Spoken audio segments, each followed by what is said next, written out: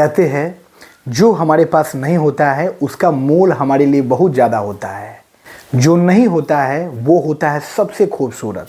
ये जो है इंसानी फितरत है, इंसानी मन की बनावट है कि जितना ईश्वर के द्वारा हमें प्राप्त होता है हम उसमें संतुष्ट नहीं हो पाते हैं, और जो भी वस्तु, जो भी सामग्री, जो भी मुकाम हमें अपने जीवन में प्राप्त नहीं हो पाता है हम उस मुकाम के लिए तरसते हैं।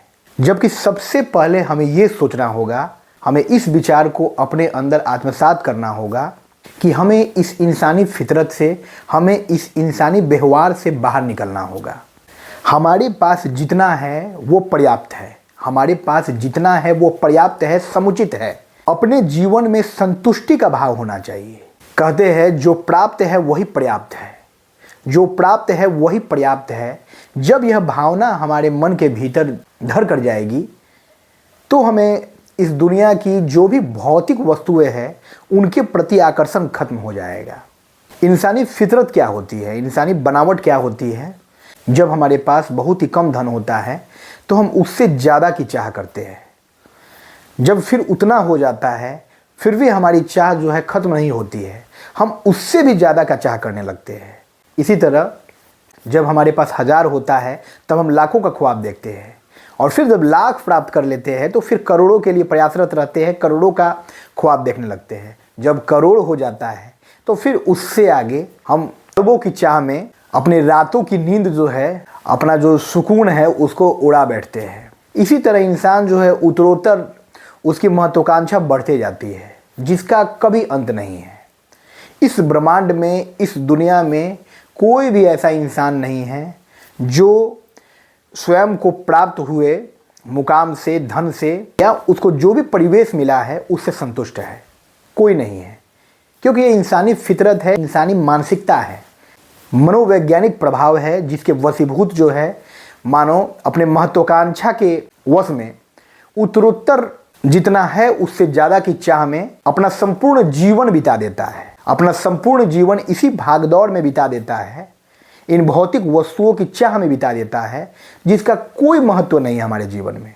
हमारे इस जीवन में इन भौतिक वस्तुओं का कोई महत्व नहीं है। इसलिए सबसे पहले हमें स्वयं में संतुष्टि का भाव लाना है। जितना हमारे पास है वो हमारे लिए पर्याप्त है। जब ये भाव हमारे मन के अंदर धर कर जाएगा, जब ये भाव हमारे मन में प्रवेश कर जाएगा, फिर हमारे लिए कोई भी मुकाम बड़ा नहीं होगा। खुशियाँ तलाशिए, हर छोटे बड़े पल में खुशियाँ तलाशिए।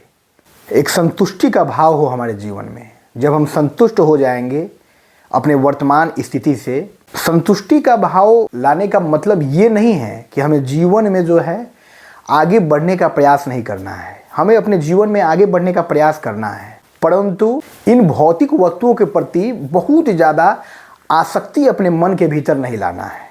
ये सब क्षणभंगुर है। ये संपूर्ण ब्रह्मांड, संपूर्ण पृथ्वी, संपूर्ण जगत जो है ईश्वर के द्वारा बनाया गया माया जाल है, माया नगरी है। यह जो भी दिख रहा है उसका कोई मोल नहीं है, वो सब क्षणिक है। एक समय के फ्रेम में, एक समय के दायरे में जो है हर चीज़ का महत्व है। वो समय जब खत्म हो जाता है तो फिर उस वस्तु का कोई मोल नहीं रह जाता है। जब समय के हिसाब से हम किसी भी घटना को या किसी भी वस्तु को या किसी भी मुकाम को देखते हैं तो हमें पता चलता है कि समय ही निर्धारित करता है हर परिस्थिति के महत्व को, हर परिस्थिति के मोल को। इसलिए जीवन में संतुष्टि का भाव लाइए, जीवन में संतुष्ट होना सीखिए, जीवन में संतोष का भाव लाइए। तभी हम जीवन में जो है वास्तविक सत्य को जान सकते हैं और पूरे आनंद के साथ, पूरे उल्लास के साथ इस जीवन यात्रा का आनंद उठा सकते हैं। जीवन बस पाने का नाम नहीं है, जीवन त्याग का नाम है।